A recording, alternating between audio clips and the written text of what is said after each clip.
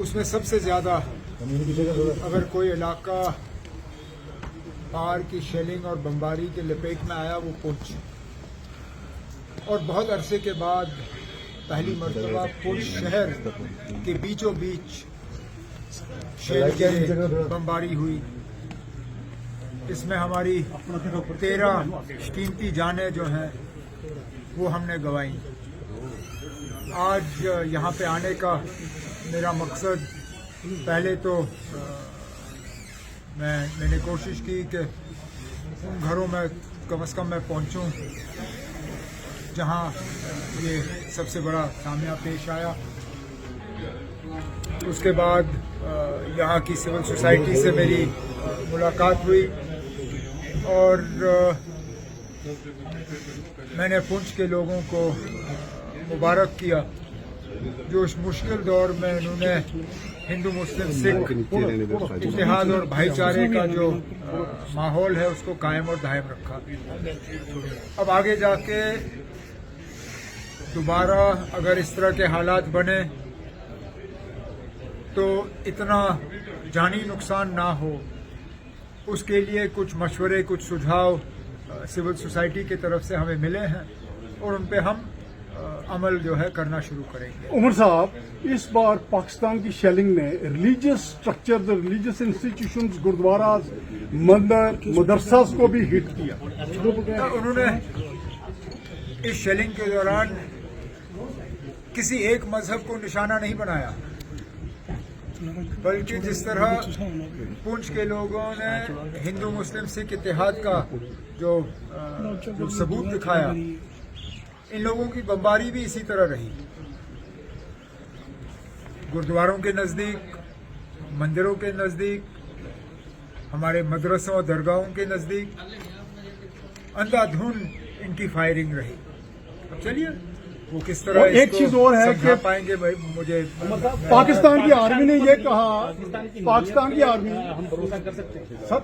अब उनकी नीयत, अब मेरे पास कौन सी ऐसी जादू की छड़ी है कि मैं उस छड़ी का इस्तेमाल करके उनकी नीयत के बारे में आपको जवाब दे सकूं। उनकी नीयत क्या है क्या नहीं है वो तो वही कह सकते हैं। उनकी नीयत मैं तो सिर्फ जो जमीनी हालात हैं उनको देख के बात कर सकता हूँ। और फिलहाल जो खबरें आ रही हैं, अब लगभग 24 घंटे हो गए, सीज फायर जो है वो लगभग कायम और दायम है। पाकिस्तान की आर्मी एक चीज और कह रही है कि इंडियन आर्मी ने गुरुद्वारा को टारगेट किया। बहुत बड़ा फॉल्स प्रोपेगेंडा जो 2 दिन से चल। अब वो तो फॉल्स प्रोपेगेंडा करेंगे ही। हकीकत क्या है, असलियत क्या है वो आप जानते हो, मैं जानता हूँ, दुनिया जानती है। अब इस हकीकत को वो तस्लीम करें ना करें, मैं इसमें क्या कहूँ। सर, जम्मू कश्मीर सरकार कंपनसेट किस तरीके से कर रही है जो यहाँ डैमेज हुआ है, जो कैजुअल्टीज? अभी तक तो हम लोगों को बचाने में लगे रहे।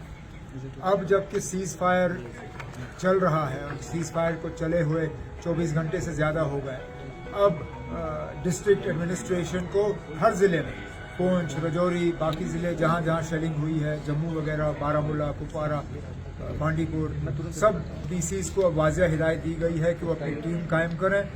उन टीम्स में जो है इंजीनियरिंग एक्सपर्ट्स भी रखें और जहाँ जहाँ शेलिंग का असर किसी स्ट्रक्चर पे हुआ है उस स्ट्रक्चर की असेसमेंट करें। जो डैमेज हुआ है डैमेज असेस करें। डैमेज असेसमेंट के बाद एक बाज़ाब्ता एक परफॉर्मा के तहत इन्हें हम मुआवजा दें। सर, जो लोग माइग्रेंट हो गए यहाँ से चले गए उनके लिए क्या कहेंगे? उनको तो अब कोशिश करनी चाहिए वापस आने की। जाहिर सी बात है, लगभग 80-90% पुंछ शहर जो अभी खाली है वो तब गए जब यहाँ शेलिंग हो रही थी। अब अगर शेलिंग रुक गई है तो उनको वापस आना चाहिए। उमर साहब, लोगों ने जो है अपना एक सवाल रखा कि सिविल प्रशासन की गलतियों की वजह से पुंछ में जो इतना नुकसान हुआ। कौन सी गलती ना? सिविल प्रशासन यहाँ पे दिखेगी सर? क्या बात कर रहे हो? नहीं ना, ये आपके, मैं माफी चाहता हूँ ना, सिविल एडमिनिस्ट्रेशन मैंने वीडियो कॉन्फ्रेंसिंग के दौरान अपने डीसी और बाकी अफसरों से बात की ना, उनके पीछे गोलाबारी की आवाज मैंने सुनी। सर वो सुप्रीम कोर्ट में बिल्कुल आपकी सिविल एडमिनिस्ट्रेशन पूंछ के अंदर काम करती है सर, लेकिन आप सिविल एडमिनिस्ट्रेशन ने काम किया, आपको सीएमओ एसपी डीसी ये लोग चलते रहे, लेकिन आप थोड़ा उनको और आप एम्पावर कीजिएगा ताकि हालात मैंने को अभी सिविल सोसाइटी की मीटिंग की, एक ने भी ये नहीं कहा कि डीसी या कोई आला अफसर जो है वो पुंछ छोड़ के किसी और शहर में रहा।